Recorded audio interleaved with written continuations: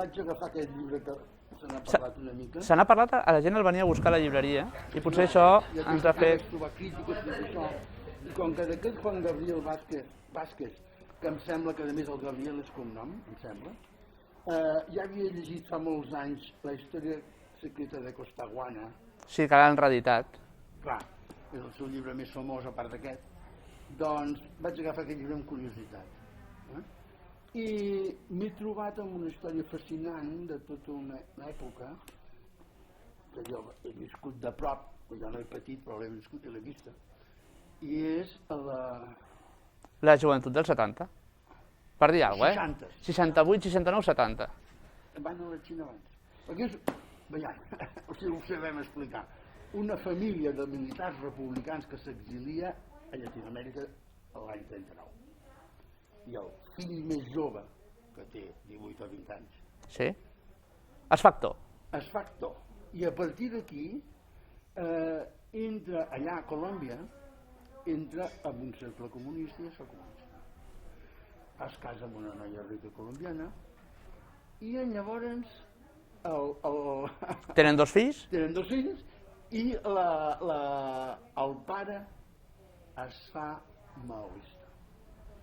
Amb la qual cosa es converteix, o sigui, s'apunta a una secta molt especial del comunisme i se'ls emporta a la Xina. A tota la família. A tota la família. Per això hi ha aquesta coberta aquí, en aquest senyal. Sí. I llavors el que trobem és aquesta història, que tu has explicat molt bé, però tu te n'adones que això és real.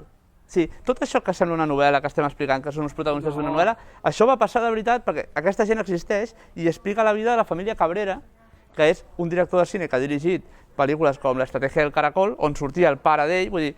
Doncs, I comença I comença aquí, a Barcelona. Comença aquí a Barcelona explicant que ell ve, ja gran, ve ara, fa 2 o 3 anys, a presentar les seves pel·lícules perquè fa un cicle, i llavors això li porta records... I clar, i ens parla d'aquest pare que es fa comunista, d'aquest noi que seguint l'estrela del seu pare es fa no només comunista a Xina, sinó que quan torna es fa guerriller a Colòmbia.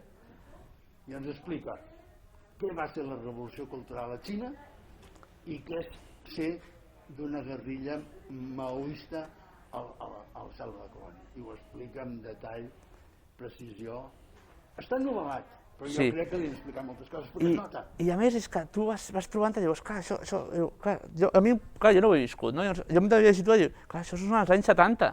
Sí, jo als anys 70 he sentit moltes coses i sabia que havia passat això, però a vegades m'oblidava, semblava que fos molt actual en alguns aspectes. En molts aspectes és molt actual.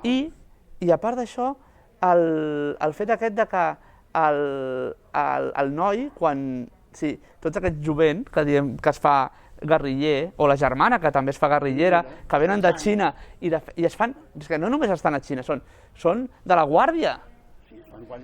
Guàrdia rojos, vull dir, però si tenen, però tu calcules, però si tenen 15 anys, 14 anys, 17 anys, quan acaba tota la història i acaba tot el tema de la guerrilla, en té 21. Acaba el llibre als 21-22 anys, bueno, la història aquesta. Després surt de gran, es salta als 40 anys de cine, perquè això ja és públic. I no té cap interès especial. Però clar, llavors, és aquesta barreja de... M'ha agradat molt com explica com entrar en una secta així és relativament fàcil, i lo difícil que és sortir-ne.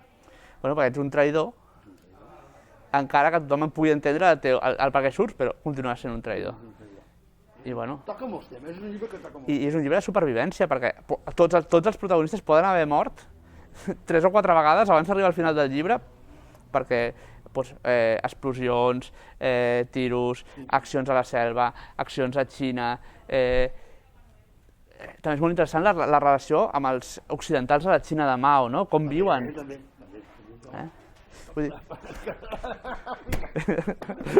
Tot això pel mòdic preu de 20 euros, tu, és que lo regalen.